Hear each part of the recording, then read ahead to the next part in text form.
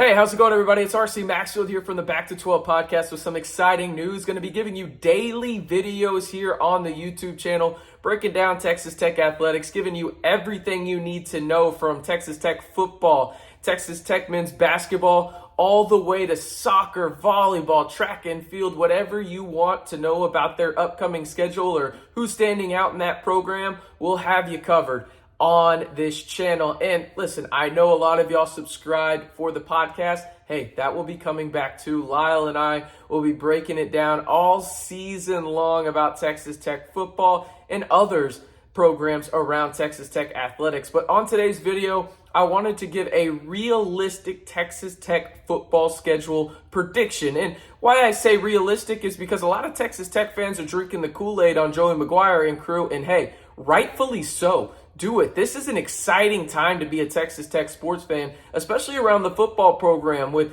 new stuff coming to Jones AT&T Stadium in the south end zone, the football training facility being updated, players getting paid $25,000 a year from the Matador Club, and, well, Joey McGuire's first year as head coach. This is an exciting time to be a Red Raider and be a Red Raider fan of the football program. But I'm just trying to be realistic on this because I think there's a lot of hype around the program, but I also think there's a lot of negativity because I've seen people predict Texas Tech going 4-8. I don't think that that's realistic, but I'm not sure 8-4 or higher is realistic as well. So I wanted to be realistic about this and go game by game, and this is where we're going to start with Murray State Week 1 at home, the first game of the Joey McGuire era at Jones AT&T Stadium. I think they kick it off right and they get a W against the Racers pretty easily, I might add. I think the most important thing in this game is who's going to be the quarterback, right? We don't know until fall camp is over, and at the time of the recording of this video on July 26th, we still don't know who the quarterback's going to be, but I don't think you can go wrong with either Behren Morton,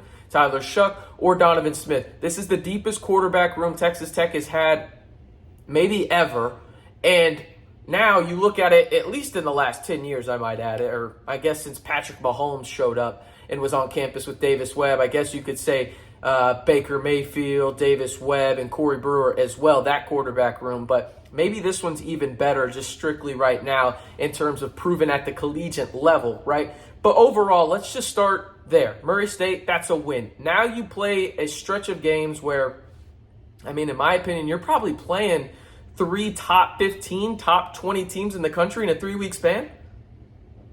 I mean, that's rough, right? At least 2 of them are at home. I do think you go 1-2 in those games. I think you beat Houston in week 2. I don't think you get it done in Raleigh in week 3 against NC State, and I don't think you beat Texas at home either. So I think you start the season 2-2, but these next 2 games after that in the Big 12 opener for the Red Raiders, which was the UT game, the next 2 games after that UT game, it's rough. You play Kansas State and Oklahoma State, right? Like, you don't have a lot of recent success in Manhattan. You don't have a lot of recent success in Stillwater in the last 20 years as well. So it's going to be interesting to see how this team responds. I think K-State is the more likely win, but with Taylor Martinez at quarterback, how does Texas Tech negate his rushing ability and make him a passer? And then Oklahoma State is one of the top 4 teams in this conference. And then I think there's a pretty substantial drop-off after those first 4 teams. But I think if you're going to win one of those 2 games, it's going to be K-State. But I'm not going to predict them to win either. I think Texas Tech goes into the bye week 2-4. Could that change and you beat K-State? Sure. But I think that from a realistic standpoint, your recent success, that's probably what you should look for. Now, going into the second half of the season, the West Virginia game is by far the most important game of the year for Texas Tech. You have to win that if you want to go bowling, in my opinion. It's just that easy, okay? So if you win that game, you're 3-4. Then you play Baylor, and there's going to be a lot of emotions in that Baylor game because, well, Joey McGuire used to work for him, and there's a couple of coaches and staff members that left Baylor to come with Joey McGuire or previously worked at Baylor. And now you're facing against, I mean, arguably one of the best coaches in the Big 12, if not the best coach in the Big 12, and Dave Aranda, probably second behind Gundy in terms of success, right?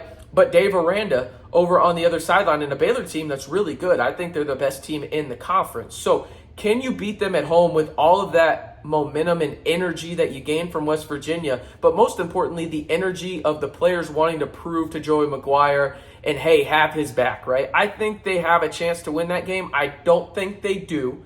So I think Texas Tech goes 3-5 to start the season. Now, I think they win in Fort Worth. If you get that reference, we can be friends. But also, I think the Texas Tech crowd they're going to be just out in waves, as they typically are, but even more so this year after the TCU recruiting coordinator had his comments, and now everybody on Twitter for Texas Tech has a cactus. The players, basketball, football, baseball, it doesn't matter. All of them have a cactus, including the coaching staff as well. So I think Texas Tech wins that game. I also think they beat Kansas the next week at home. So now you're at 5-5 going into the final 2 weeks of the season, where you have to go up to Ames, another place that you don't have a lot of success in recent memory. And then you have to play Oklahoma on Thanksgiving weekend with probably not a lot of students in the crowd, right? So for me, I think they get it done in Ames. And maybe that's a little bit of a hot take, but I think realistically, you lose Brock Purdy, the best quarterback in that program's history. What do they have at that point? I think Texas Tech solidifies their quarterback room by that point. Maybe Iowa State does too, but I don't think they have as much talent at the quarterback position that Texas Tech has. And I think you see Texas Tech know that, hey, this is our best opportunity to go to a bowl game. And they beat Iowa State, the Cyclones, in Ames, and they secure bowl eligibility before ending the season with a loss, I think, at home to Oklahoma. But Texas Tech goes bowling in the first year, in my prediction, for Joey McGuire. So what do you think? Let me know in the comments. Do you agree, disagree with the 6-6, higher, lower? Where do you think Texas Tech goes this year in terms of the overall record? And if you haven't already, be sure to follow me on Twitter at RCMB323. Love interacting with y'all over there. And be sure to hit that sub button right there for the latest Texas Tech news daily once the football season starts, right here on the Back to 12 podcast channel.